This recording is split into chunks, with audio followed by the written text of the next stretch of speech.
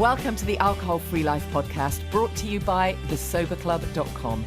I'm Janie Lee Grace. This is for you if you've quit the booze or you'd like to, or maybe you're just sober curious. I'll bring you tips and motivation without any judgment, and there'll be inspiration from experts, quit-lit authors, and sober heroes. Hi, and welcome to the podcast. I hope you're well and you're coping in this February weather. If you are into dry February after managing January, then huge big up to you. Keep going. It honestly gets easier. It really does. It's so exciting when I go in the sober club and there's in the community and there's just somebody saying, I never thought I'd make it, but I'm 100 days. Or somebody the other day was saying, I'm 1,000 days sober, and it just feels amazing. And you can just feel the excitement oozing through the post. So, that's the bit that if only we could bottle it, right, it would be amazing. So I hope you're well. And we've got a little bit of a different podcast this week. I didn't tell you much about the trip that I did a few weeks ago when I was speaking at Andy Blackman's event in Manchester. So there's a lovely pop-up bar. If you haven't been yet and you're in the Manchester area, you have to go. A pop-up alcohol-free bar called Love From. Right by the canal. It's really funky, organised by Carl Constellations, who was one of my guests on the podcast a few months ago, talking all about the pop-up. He's had some amazing press. It's really brilliant how it's kind of caught the zeitgeist, and so many people are talking about, well, keep the ritual, change the ingredients. It's amazing. So that was a really great experience to go there. And Andy's after-party event was great. He brought together some fantastic like-minded people, and we had a really fun session. A DJ and Anthony Hutton, who again was one of my guests a few weeks ago, who's a former Big Brother winner. He spoke so openly about his struggles with mental health. It was really powerful. And Louise Woody, who is one of Andy's colleagues, did a talk, and I did a talk on connection and the power of connection, which I think you probably know by now. I do really believe is key, absolutely key to your success in any behavior change. Actually, it's so unbelievably powerful. I reminded people of that saying that we are the average of the 5 people we spend most time with, something like that. It's Jim Rohn quote, isn't it? It's a bit scary, that, isn't it, when you start to think, okay, so who do I spend most of my time with? But of course, we can widen it out to mean our online friends, can't we? I think it's really more about where your energy goes. And, I think that's why, certainly in the early days of sobriety, you really do need to be connected with people who understand what you're going through. It's so incredibly important. So anyways, we had a great day. It was really good. And then the next day, I was able to go and visit somewhere in Cheshire that if you'd have told me, a few years ago that I was going to be going there, I'd have said, you won't even get me in the car park. So we know the line. They tried to make me go to rehab. And I said yes, because I really wanted to see this place. And so how this came about was just not very long ago, actually. I came across a colleague that I hadn't seen in a long time, and he told me about his son, who I think was only young, maybe 30 or something like that. And this guy had been in rehab, I think 4 times he'd been to rehab. And it was just, actually, everything about it was so unbelievably negative. I really felt for him, and he explained that it hadn't helped. That's why he'd been back 4 times, and now he was saying that his kind of current state was such that he felt so completely, he just felt broken. He just felt like he had a disease that was not curable, and it wasn't within the possibilities for him to be able to do that. And I was, wow, how unbelievably sad. And then over the years, I realized that there have been people who've said to me, actually, I think I'm further down the line, and I think I'm actually going to need some kind of rehab. What do you recommend? And of course, I've not been able to say anything at all. So when I discovered Delamere, which is in Cheshire, it looked completely different. And I thought, actually, I really have to see it for myself. So off I went. And Wow, it's just the most incredible place. And I really thought I wanted to share. I interviewed a few people there, and I thought it would be great to share this with you because it gives a really interesting insight into some of the things that I talk about a lot on this podcast. Um, Obviously, we can hear other people's stories, and they're very powerful when we know just how damaging addiction can be. And so it's incredibly powerful when we hear other people's stories. There's a sense of there, but for the grace of God, right?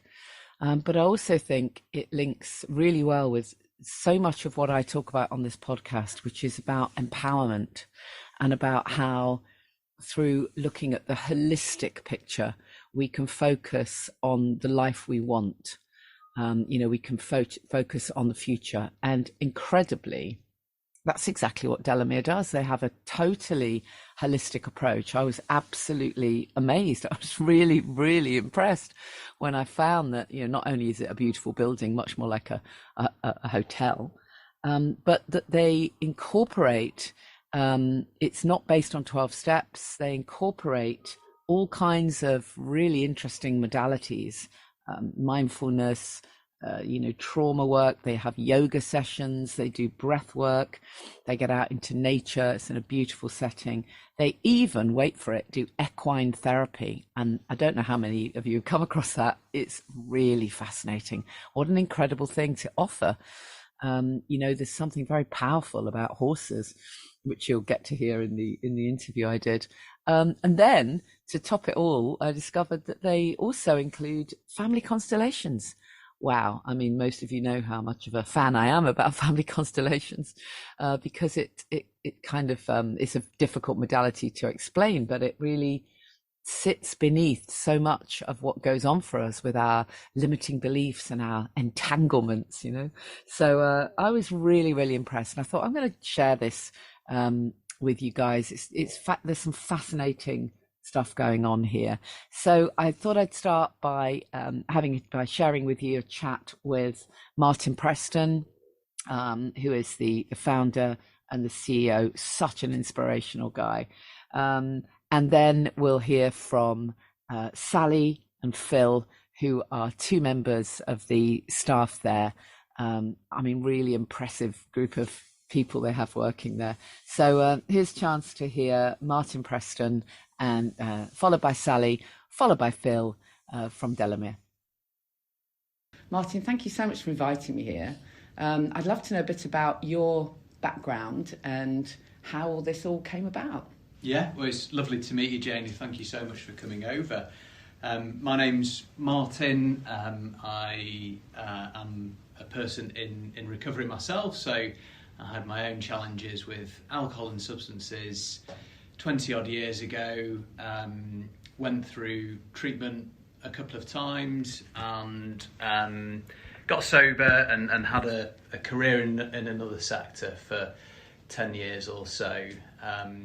But I would often get phone calls from people who knew that I was in recovery, who would ask me to talk with their loved one, and I would do so, and I would do whatever I could to help that person find sobriety.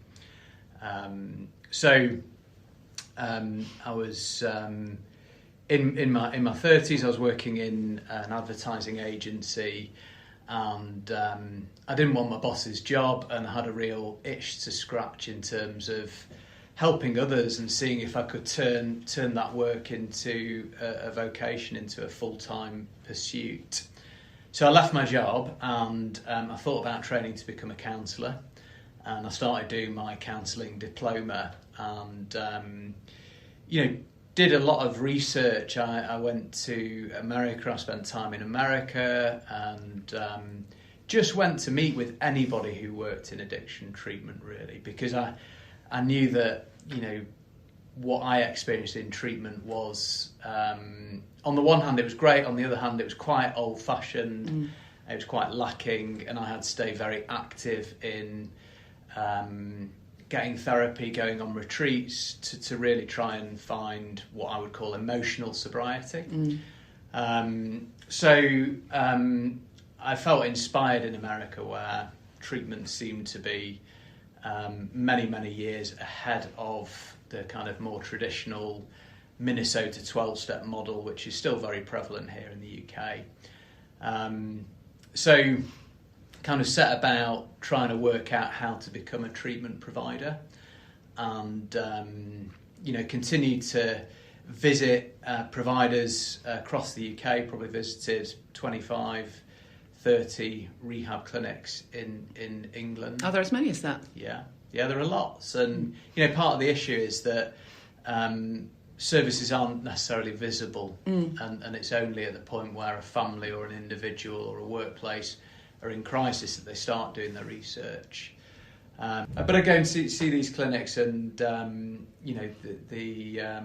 environment wasn't great, and the treatment model seemed to be very samey everywhere I went. And I would talk to people who said, "Look, I've been to meetings, I've been to traditional rehab clinics, I still haven't dealt with what's underpinning my addiction challenge." And then I met our clinical director, Mike Delaney, who'd worked in treatment for 25 years, and he shared that frustration.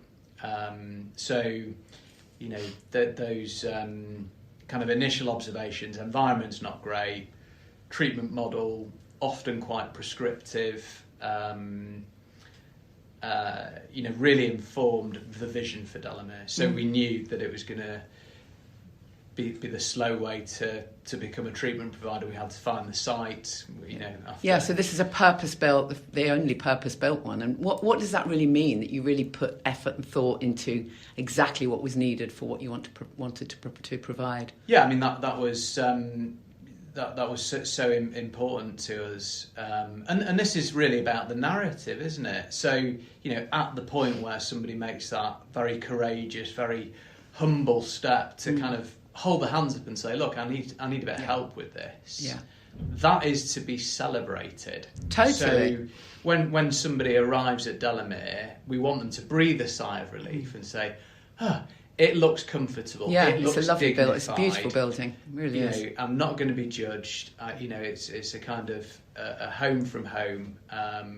There was an awful lot of thought went into the design of the building, and it is it is proven that environment makes such a difference. Well, being in nature makes a difference as well, doesn't it? You've got gorgeous trees right outside in the forest, which is amazing. Yeah, tell us a bit about the kind of process then and how it works, because I love the fact that you really have taken this holistic approach. Yeah, so the Delamere treatment model is holistic, and it's very person-centred. So we have a 3-phased program which guests follow, which we call Stop, Start, Grow. So Stop is the initial phase of a guest's stay here at Delamere. Often when people come to stay with us, they become dependent on alcohol or substances. Sometimes not. We also treat process addiction. But regardless, when people first arrive in a setting like this, they need to stabilise, they need to orientate, they need to find their feet and settle into it. So we don't put a huge amount of demands on people in their early days. Some people might be having a detox, so we have a 24-hour medical team here who can provide a really safe and comfortable withdrawal. What we don't do, which is commonplace elsewhere, is put people straight into a group process. So it's not unusual that people have some trepidation about coming into a clinic. So, we work with guests early on in very small groups. We don't put people into a challenging group process. Guests will meet their care team, so they have a focal counsellor and a focal recovery mentor with whom they session with throughout their stay. And we cover off a lot of psychoeducation, what is addiction. We look at things like stress and anxiety. We introduce guests to things like journaling, mindfulness, meditation. We always have something somatic, something experiential each day, whether that's yoga or equine assisted psychotherapy. It might be yoga, it might be creative expression groups. And then after the first week or so, a guest is feeling physically more robust. They've got to know people, they've settled in, they've had a couple of days without alcohol or without substances, whatever it might be. And at that point they join the so-called START programme. And START goes deeper. START is about where is this challenge coming from, what is underpinning it. And, we know that addiction always comes from somewhere. It doesn't happen out of the blue. Some of us have a propensity to it, but it's often exacerbated by life events. And, it might be something traumatic. It could be an adverse childhood experience. It might be grief and loss. It might be issues around self-esteem. But we believe that effective treatment is about helping the individual identify and process whatever it might be that's underpinning it. So during START, a lot of it is about feelings. It's about how do we respond to life. So, we look at things like mood management. We look at grief and loss, guilt and shame, adverse childhood experiences, stress management. And that tends to be an interactive group workshop at the start of each day. And then as the day unfolds, it becomes much more personalised. So, if we both go into the group on grief and loss and, my care team know that's a biggie for me, then, coming out of that session, I'm seeing my counsellor, I'm seeing my mentor.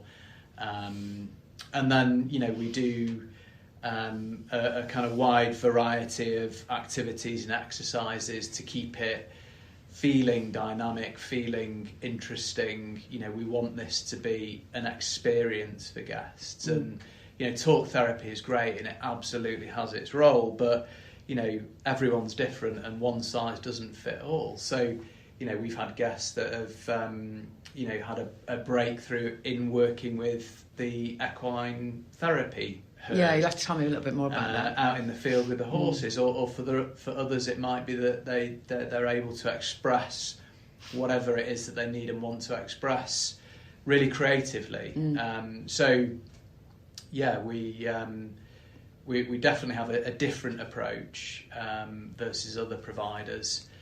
The final phase here is called Grow, and that's about integrating the learning experience, and it's the point at which a guest is working really closely with their mentor to say, right, what are the tools that are going to serve me well at the point where I leave Delamere and start to blend back in everyday life. And, that we call it a future-proof plan. Yeah. Because alcohol, getting rid of alcohol or substances will leave a gap which people are going to need to fill, right? So I'm guessing you do a lot of work around what is it they want. Yeah, absolutely, and that's part of the joy of being sober, isn't Exactly. it? And for some people, it might be revisiting a hobby that dropped off during their drinking, and it was certainly my experience that towards the end, this is anhedonia, isn't it? Really, that things that I used to enjoy just dropped off, and I didn't even listen to music towards the end. So. My sobriety, there's been some new stuff that has come in, so new hobbies that I've discovered, but also,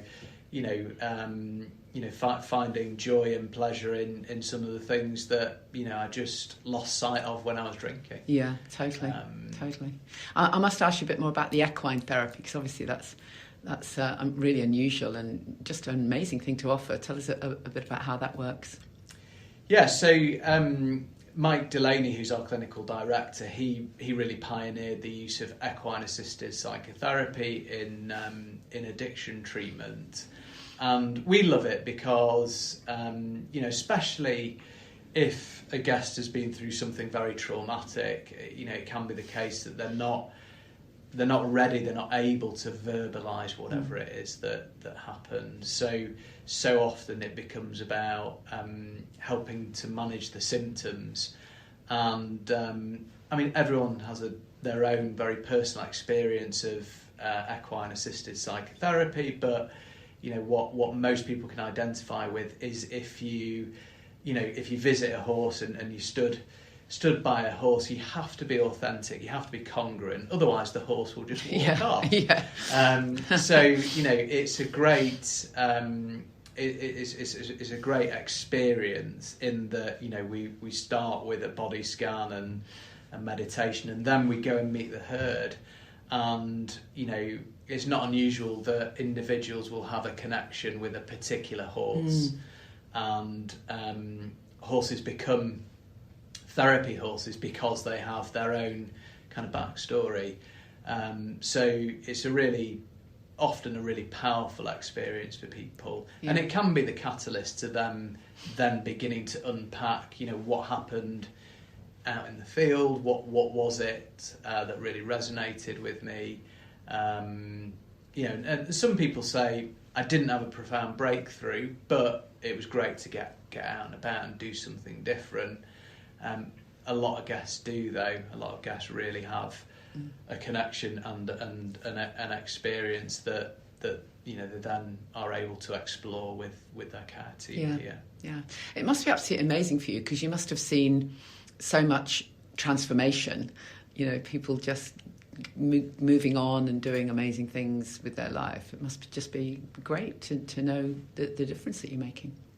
It is, and that's the great privilege of doing this work and playing a small part in the transformations that guests make. And I think for the team, when we chat with the team and say, what are the highlights here, it tends to be the kind of graduation session, which is the culmination of a guest's time here, in which they are seen, heard and witnessed by their peers, so fellow guests, and also the team that have been working with them, and they will share about what they've learned, how their outlook has changed, and what their hopes for the future are. And some people, we've had guests kind of stand up and sing opera in those sessions. We've had guests write poems about recovery. Some people do a whole kind of installation, a piece of creative work to represent life before and after they found recovery, and then we have the reunions where hundreds of guests come back, and you see people that came through 3 years ago, and you first met them and they were in a bad way, and they come bounding over to you and just enthuse about their life these days. And we've had guests kind of go on to do wonderful things, and guests go on to help people. So that is it is the thing that really lights us up, and we love celebrating recovery and everything that it offers. Yeah. And what's for the future? It sounds like we need more Delameres. Yeah, I mean, what we're about really is outcomes. So everything that we do here it is about helping our guests achieve the most positive, most effective outcome. So we do a lot of work in terms of developing the model such that it positively impacts on outcomes, which is is more than was the individual still sober 6 months, 9 months, 12 months later. That's important, and it's one metric. But when we think about what getting sober does for people, it affects their quality of life, it affects their relationships, it affects their outlook, their esteem. So we've built a way of tracking these things, and we work with a couple of universities about tracking outcomes. So it starts and it stops with that for us, really. Everything that we do is about outcomes. Right. The more people we can help achieve a positive outcome, the better. So we've been adamant to really finesse what we're doing here, and it's nearly 4 years now. We do run Delamere with a real rigour, and it's that sort of environment where we're constantly looking to drive improvements here. One of our values is we get better every day, so There's always lots happening to keep us busy, but yeah, absolutely, we've got an eye on, can we open elsewhere? And that's a slow process because, what we don't do is acquire a building and repurpose it. We have to find a site, and then we need planning permission, and then it's about, developing something purpose-built. So it takes a long time, but, it's... the feedback that we get is that, the environment's great, it's comfortable, and that enables me to focus on why I'm here. If the environment isn't right, it becomes so distracting for people. Well, thank you so much. I really appreciate it, and I'm hugely impressed. It's an amazing place. Thank you so much for your time. Great pleasure. So I'm here with Sally, who is one of the mentors at Delamere. So, Sally, tell us a little bit about your background, and then what does it mean to be a mentor here? Yeah, my background in terms of I've got both lived experience and work experience, I suppose, in the field. So I'm in recovery myself, 5 years. I am an alcoholic. I'm now a recovering alcoholic. So that inspired me, I suppose, to get into the field of addiction treatment and to try and help people like me with similar experiences. I've now worked in the treatment field for about 3.5 years. I then went and worked with a community team where I essentially helped people to start to access treatment and a recovery. And then came back to Delamere as a recovery mentor. And a little bit about that, I suppose, is that we do both group work, so we facilitate group sessions for the guests here, and we do one-to-one, so I hold a caseload. We look at solution-focused work within the mentor sessions, so practical kind of tools for how to maintain and nurture a recovery. So yeah, that's my role. And it must be great for you to see the kind of transformations that happen. Can you share any kind of highlights? Yeah, for me, I think the highlights is when you're seeing people.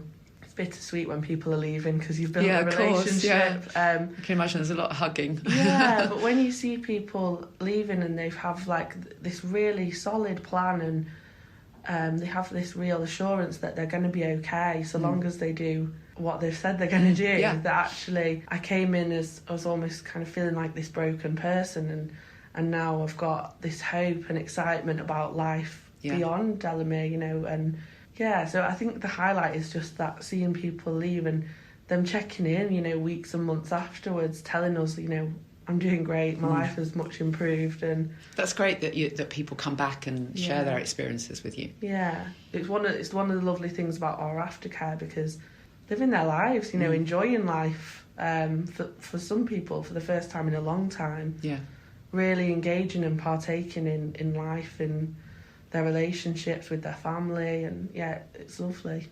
Fantastic. Sally, thank you so much. I really appreciate it. Thank you.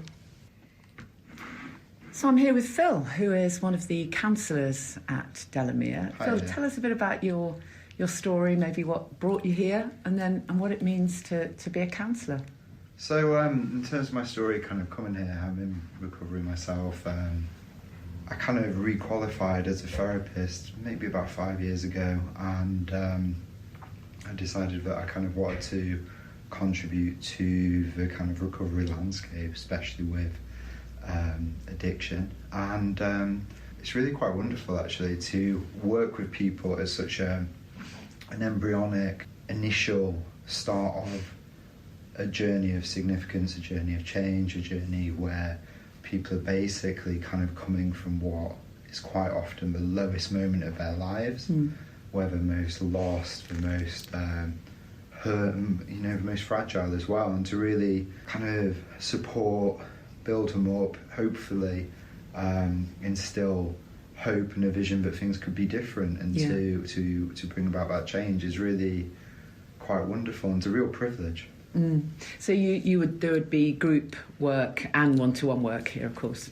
Yeah, so you've got group work, which is like where here there's a lot of kind of psychoeducation, which is discussing a theme or a topic, such as, like say, cognitive distortions or grief or loss. and bringing that alive to people and presenting that in kind of like an educational way. And then we've also got the one-to-one sessions that we do here, where you kind of have a real intimate experience of a journey with somebody that is really quite wonderful, in the sense that you're taking somebody when they land and kind of talking to them about where they've been, what's been kind of the most important issues for them up to this point, and what are the most pressing concerns for them moving forward. And I like the fact that I really get the impression that you're very much about solutions here. So it's not just kind of months and months of counselling and looking back over what's happened in the past, but it's very much about getting people to a point where they can make some choices going forward. Yes, actually it can be, what is it that's pressing to you here and now? What are your concerns, and what is it that you would like some sort of the beginning of a resolution to, or to explore, in order to ultimately, as you're correct in saying, how's it in the future? Yeah, great. And what is the future going to look like? Yeah, and I was chatting to Martin and telling him that I'm a practitioner of family constellations, and he said, that's something you do here. Yeah, we love family constellations. Exciting. I can't believe you do that here. It's so amazing, because it's incredible work, isn't it? You must see some incredible shifts in people when they do that powerful work. Yeah, it's phenomenal. It is really phenomenal. And I think the most powerful thing about family constellations is that we do it in about an hour and a half. Yeah. So you go from introducing through to doing it, and when you kind of introduce family constellations, you can get quite a lot of skepticism. Exactly. I'm not going to be acting. I'm not going to. I'm not playing your mum. This is nonsense. Yeah, exactly. This is playing psychodrama. Yeah, and actually, as you kind of do it, you have the most profound experiences where people get a bit of closure or resolution or exploration of what they've experienced. Other people who aren't directly involved see their dynamic play out. And then the other thing I find really powerful with family constellations is that kind of observational level that happens, where people are quite often being how they are in dynamics, and they're getting that really rare feedback of, wow, this is how you communicate in these settings, and potentially no wonder you're having the problems that you're having, because I don't know if you've noticed, but you're not giving them an opportunity to talk, or you're speaking over them, or even the cadence with which you're asking questions and how that can affect things. And it's phenomenal, really phenomenal. Amazing. So what's the best thing for you about being able to do this work? I think the best thing, without a doubt, is when you hear that people have gone out and continued with what they've kind of learned here and built upon it, and have elicited that change in their life, and that change has occurred, and they're living healthy, happy and meaningful lives to them, whatever they choose for those lives to look like, and they've kind of continued and they've moved forward, and that's phenomenal. That is really phenomenal. Thank you, I really appreciate it. Thank you. No worries. Isn't that amazing? Just amazing, the kind of work that they're doing, and you can just see how life-changing it is for people just by meeting the staff. So as I say, I was really impressed. If you're interested in family constellations, by the way, don't forget that I'm hosting a family constellations workshop with a leading trauma expert, Rafe Nowen, on Sunday 25th of Feb. That's going to be in York. It's in central York, so treat yourself to a day out in York if you don't live in that area. It's really worth it. Sunday 25th of February. If you go to thesoberclub.com and click on events, you'll find all the info there for family constellations. So anyways, back at Delamere, I couldn't leave without seeing what it is really like for the guests there. So Martin arranged for Peter, a guy who'd been at Delamere previously, to come in and have a chat with me, and I think you'll find him a really interesting person. I'm here at Delamere, and I'm so glad I've got the opportunity to meet a former guest. So will you introduce yourself and tell us a bit about your story? Let's go back a bit and tell us a little bit about what was going on for you a few years ago. Indeed, yes. My name's Peter Murray, and I came into the Delamere in March of 23. It was the 15th of March, actually. So fundamentally, I was in serious need of help, which I had been 2 years prior to coming in. but that was because my drinking habits declined rapidly. I'm 63, and I started probably drinking in my teens and so on, but that's the dumb thing, and school and everything else. My parents weren't necessarily into alcohol, or very little actually, so not as if I'm from an upbringing that was, sort of full of sort of traumas and abuse and everything like that. I had a very good upbringing actually. So that wasn't part of my drinking as such. It was purely just entertaining. So as a character, I am exactly that. So my life has always been the one that is on the lips of everybody. Yeah, life and soul of the party. Life and soul, yeah, of all these sorts of things. So, but still not regarding myself as an alcoholic. When do you think it changed then? When did it start to? When did you start to realise? Okay, so we're in 23 and COVID hit, and this is quite bizarre because I hear and we hear that during COVID a lot of people suffered for various reasons. Being a character that loves being around people, you can imagine it was like being put in a cell. But it was really extraordinary because my drinking habits took not a decline for the worse, the reduction for the better, because I drank so much less because I was with my partner, who I've now been with for almost 40 years. And because I was with her 24/7, I wasn't entertaining, I wasn't out there, I wasn't, performing, but I was happy. I was with my partner, and I loved my partner. But the minute we got back into when the COVID meant that we, as businesses, we could open, but then my drinking started to become not necessarily more regular, but greater quantities without, in my mind, having an effect, and still being operative. If you like. I could still perform. Functioning, yeah. I could still function, a functioning alcoholic. People were making comments, and I'd be out with any excuse to find a drink. And my clients would come in to see my partner, who is with me in the business, to say, Mel, just need to let you know, Peter's on the heath, on the moor, or on the bench, or he's bouncing off the windows in Prince Street with a 5-foot donkey under his arm, a stuffed donkey, hasten to that. But things like that, which are crazy. But I still didn't see it as a problem. And it began to become significantly more serious in terms of having real benders, real no regard for anything other than I'm going to do this anyway. I don't need a roof over my head. I don't need money. So I would find myself, just without saying anything to anybody, I would pack a bag, and I live literally a hop, skip and a jump from my business. So I'd leave the shop without saying anything, but then my partner would go, I wonder what he's going to come back like, or I wonder who's going to come in and tell me where he is, what state he's in, how I'm going to, where am I going to have to pick him up from, or those sorts of things. But I would disappear. I'd pack it. I ended up in Penzance without saying a word, without my phone. I ended up in Edinburgh. I wanted to go to Land's End. I wanted to. There was this feeling inside me that was escapism.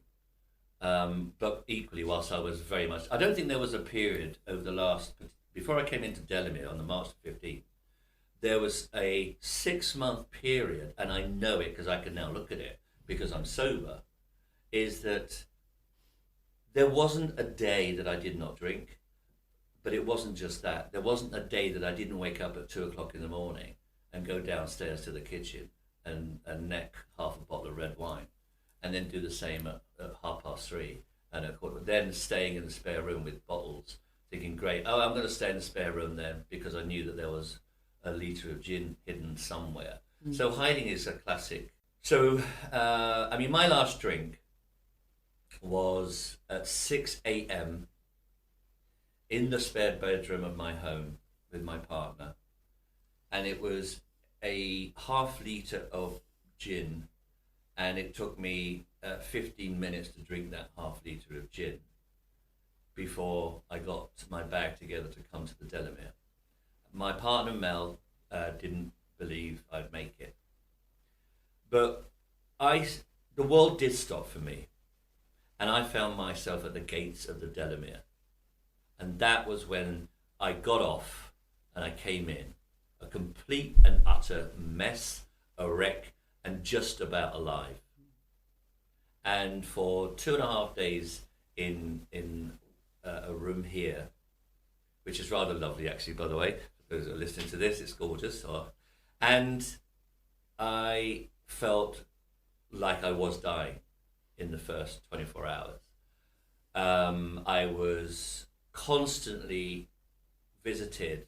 It felt like every 2 minutes. I think it's probably every 15 minutes. I don't know. I can't remember at that point. But all I know is that the fact that people were coming in, the team were coming in to see me every 5 minutes. I mean, I don't know how long, probably every 15 minutes or so, checking on me, giving me certain medication for my withdrawal, etc., etc. I've written about in the journal that I was given at the first point, advice to do it, and I thought, there's no way I'm going to do a journal. I hate it. It became my go-to by the end of leaving the Delamere. But after that the withdrawal period, what was your experience of some of the things on offer here? Because obviously it's very different to a traditional route, so it must have been amazing for you to get to experience probably things you'd never experienced before. I haven't. Is it about being here that I came to the Delamere, helped make that shift? When I came to the Delamere and got out of the room after 2 days, after the detox, there was, first of all, people you either connect or you don't, and you're meeting strangers. They're all in addiction, I guess, because they're in here for help. And the first thing was that every single person that I met from the Delamere, in terms of the Delamere team, they were concerned, they were helpful, they were listening to my problems, understanding and with empathy about my situation, because my situation is unique, as with everybody else, and that's what I felt. I felt I am almost the only person here because they're caring. Then I had to get used to this board of times and where you had to be and all that. It was almost like being back at school, and I couldn't get to grips with it in the first, because my mind was still fuzzy. But I threw myself at the Delamere because that is the only way I knew I was going to survive life. Yeah. So you're 9 months on now. 10 months on. March the 15th. Sorry, I'm not going to reduce your dates. Absolutely not. So no, amazing. It's 10 months and 3 weeks or so. But so what's changed in your life? I guess everything. But what if you have to kind of just pick a few highlights of how life is different? What would you say? Right. Honesty. It's one word. It's brilliant. So you've become authentic. Absolutely. No masks, no nothing. But I've had the ability. I don't want to call it a power, but it's this thing about things that you can't change, no, absolutely. of events that affect you, and you can't change your thoughts, but you can deal with them. And I found myself, in split seconds, in a conversation with somebody, I can decide whether it's worth saying anything or not. Exactly. Is it going to make a difference if I say this? Actually, no. So just let it ride. And it's not going to affect me. I don't get upset and think I need a drink. So my mindset, which I found in the Delamere, through all the processes that they put in place, for me, has worked unbelievably well. So I've lost 2 stone. I'm still energetic. I'm still wearing outfits, running around town. I'm still the person that people want a piece of, but I'm sober. Yeah, exactly. So that's a really interesting piece, isn't it? Because you described how you are this very big character and always on stage in inverted commas, and obviously alcohol was a huge part of that. Yeah. But actually, it isn't really. No, you can absolutely be exactly who you are without booze. And how fantastic is that? And it is. And I think but tell me that 11 months ago, I wouldn't have believed. I just wouldn't have listened. But my goodness me, if I can grab and hold somebody now that's in addiction, I would just whisper in their ear, Delamere. Yeah. and presumably that sense that life is just so much better without It's alcohol. incredible. No, honestly, it's beyond incredible even. Well, Peter, thank you so much. I really appreciate you sharing your story. All the best for the You're future. welcome. Thank you. Thank you so much. Thank you. Thank you. So there you have it. Amazing place, doing really incredible work. So at least now I have somewhere I can share with people if they need to know. So it's delamere.com, and it's based in Cheshire. And just a reminder then of our events. So we have a Family Constellations Day coming up on Sunday, 25th of February. That's in York. I am putting in place another Champneys retreat, just trying to finalise that. That will be in Hertfordshire. There'll be another Family Constellations in Hertfordshire, by the way, at some point. And don't forget, we can work online. You know, of course, it's great to be in person, as I said earlier. Connection really is key, but we can work online. And so actually we can do one-to-one constellations or one-to-two constellations online. And we can also, I also do some work with a really fascinating technique called matrix re-imprinting, which works fantastically well. So if you're thinking, I desperately want to come and do a workshop, but I can't get there in person, then there are still other ways. Just make sure you get in touch. So if you're doing this thing, if you're quitting the booze, if you are focusing on what you want for you for the future, then a huge hug to you. You know what to do. You've got to tell somebody, you really have. Not necessarily the person closest to you, but reach out, tell somebody, drop me a message. You can find me across social media at Janie Lee Grace, and just reach out. And if you can get yourself connected, it really is the key to making all the difference. So join us in the Sober Club, thesoberclub.com. It's very low cost. It's incredibly high value. I mean, I would say that, wouldn't I? But it really is, because there's everything there. There really is everything there. There's everything you need for living your best life. So you get to fit the pieces together. I do think it's magical how when people stop drinking, then the whole world opens up and they find other things. They find exercise and good nutrition and friendships and all kinds of stuff, hobbies that they never thought they would ever go back to, you know, other ways of filling the time and really enjoying your life without toxic liquid. So reach out if that's you. Always message and share what's going on for you. Join us in the Sober Club if that's an option for you, or if you want to support this work, you can always buy me a coffee. Of course, I'd prefer one in real life, but otherwise you can go to buymeacoffee.com/Janie Lee Grace. I think that's the address. And don't forget, as before, I mentioned a couple of weeks ago, the podcast was 5 years old. So exciting! Can't believe it. 5 years old. That was a slip. It was 5 years and I've never actually had a week off. 5 years. And so if you have any great suggestions for guests for the future, let me know. I'd love to know who you would like to hear on the podcast. And if there's been a favourite across those years, then drop me a message and let me know whose interview you really enjoyed, or maybe it was just a snippet, a little light bulb moment that came up for you in one of the podcasts. People often say that it's not even necessarily the big time authors or the really well known experts. Sometimes it's someone who's on the podcast for whatever reason, just sharing their story, and they just frame things a certain way and it really hits the spot. So if you can remember any of those light bulb moments, then drop me a message and maybe I'll share them again. I'll see you same time next week. Thank you for listening to the Alcohol Free Life podcast, brought to you by the Sober Club. Please rate and review. And if you want support, accountability and inspiration, and you want to live your best life without the booze, check out thesoberclub.com.